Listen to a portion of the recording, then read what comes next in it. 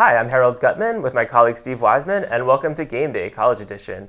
Both Duke and North Carolina opened up with comfortable wins against FCS opponents last Saturday. The competition level goes up a little bit this Saturday with Duke traveling to Troy and UNC hosting San Diego State.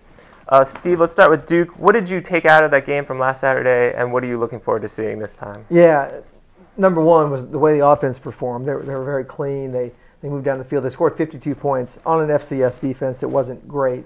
They did it without any help from turnovers, and that's a big factor when you think about they were able to move the ball that much, that efficiently, and didn't have any short fields.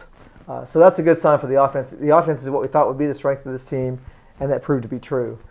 Defensively, they were able to get a pretty good pass rush from the front four without having to blitz as much. They obviously did some blitzing, but they were hoping the defensive line would be able to get a push and leave some more guys back in coverage, and they saw some of that with a couple of sacks from the defensive lineman in four-man rush situations. So some questions at linebacker because Kelby Brown's lost, and now C.J. France is going to be out for the Troy game on Saturday. So still some things to be ironed out there, but they'll work for that as they get into the Troy game. We'll see how it comes out with that.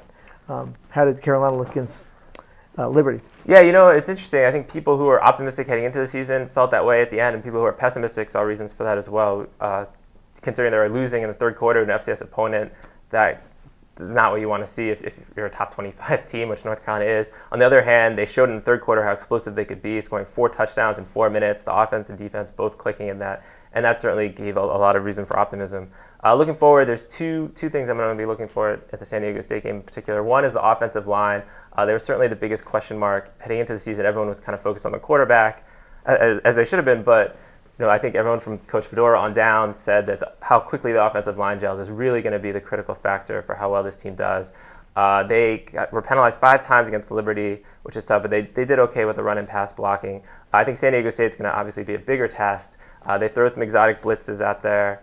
They have a lot of pre-snap movement, a lot of things that could be tricky for a young and experienced offensive line. So it'll be interesting to see how North Carolina handles that. The other thing I'm going to be looking for is how they split up the carries at running back. They have 4 really good running backs right now. The way they did it against Liberty was they each got between 5 and 9 carries. So those 4 guys split pretty evenly. I don't think that's sustainable going forward. I think you want to pick 2, maybe 3 guys, let them get in a rhythm, give them a bulk of carries. So it'll be interesting to see if people start separating themselves against San Diego State.